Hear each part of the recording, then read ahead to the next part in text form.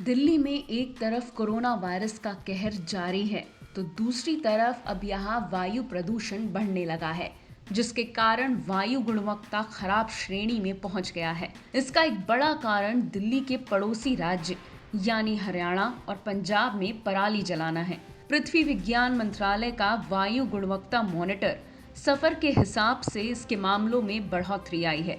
बुधवार को दिल्ली में वायु गुणवत्ता 29 जून के बाद पहली बार खराब श्रेणी में आई थी। उस समय सफर के हिसाब से पराली जलाने के मामले 399 थे। साथ ही दिल्ली की सीमा में हवा की दिशा और गति पॉल्यूटेंट्स को दिल्ली तक लाने के लिए अनुकूल रही। हर साल इस समय पंजाब और हरियाणा के किसान पराली जलाना शुरू करते हैं, जिससे दिल्ली सरकार की चिंताएं और भी बढ़ जाती हैं। इस बार भी दिल्ली सरकार ने दिल्ली में वायु प्रदूषण के लिए इसे जिम्मेदार ठहराया है। TERI टेरी द्वारा की गई सोर्स अपॉर्चनमेंट स्टडी का यह कहना है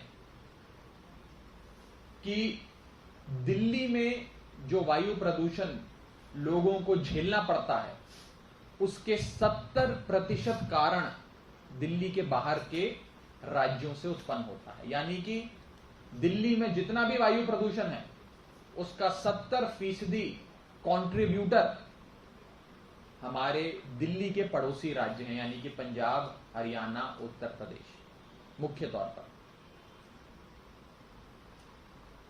और इस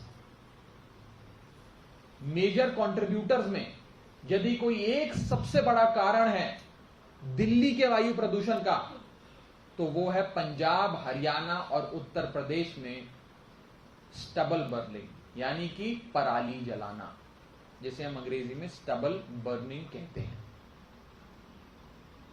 पिछले साल के CPCB का डेटा, यानी कि केंद्र सरकार के अपने पोल्यूशन वॉचडॉग का डेटा, यह कहता है कि दिल्ली में वायु प्रदूषण का सबसे बड़ा सोर्स, सबसे बड़ा कंट्रीब्यूटर जो 45% दिल्ली के वायु प्रदूषण में हिस्सेदार है, भागीदार है, 45% कारण है, वो है पराली जलाना। 45% कंट्रीब्यूशन पराली जलाने का है दिल्ली में हो रहे एयर पोल्यूशन लेवल्स पर। पराली कौन से राज्यों में जलाई जाती है? पराली जलाई जाती है मुख्य तौर पर पंजाब में, हरियाणा और थोड़ी बहुत उत्तर प्रदेश में। ये 3 राज्य जो मुख्य तौर पर 15 अक्टूबर से शुरू हो रहे सीजन में पराली जलाते हैं, उनकी वजह से दिल्ली एक गैस चैम्बर में तब्दील हो जाता है।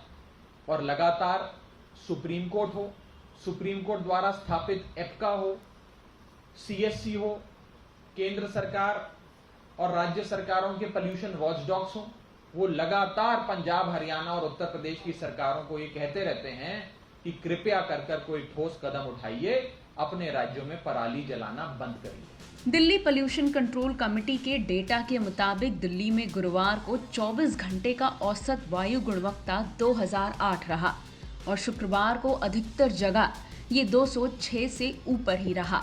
बता दें 201 से 300 के बीच का AQI खराब श्रेणी में माना जाता है। ऐसे में दिल्ली NCR में प्रदूषण के बढ़ते खतरे का मुकाबला करने के लिए पर्यावरण प्रदूषण प्राधिकरण ने डीजल जनरेटर सेट के उपयोग पर प्रतिबंध लगा दिया है।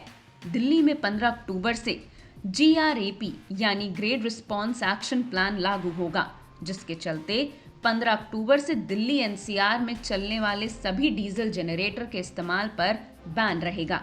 साथ ही अब दिल्ली सरकार ने प्रदूषण की समस्या के लिए एक हल भी निकाल लिया है। दिल्ली के पर्यावरण मंत्री गोपाल राय ने एक ग्रीन वॉर रूम का निर्माण किया है। इसके तहत 10 सदस्यीय टीम का गठन किया गया है, जो प्रदूषण के स्तर, प्रदूषण पर लगाम लगाने के उपायों और हरित दिल्ली मोबाइल एप्लीकेशन के माध्यम से प्राप्त शिकायतों की स्थिति की निगरानी रखेगी। पड़ोसी राज्यों में खेत की आग से संबंधित सैटेलाइट डेटा का भी विश्लेषण ग्रीन वॉर रूम में किया जाएगा।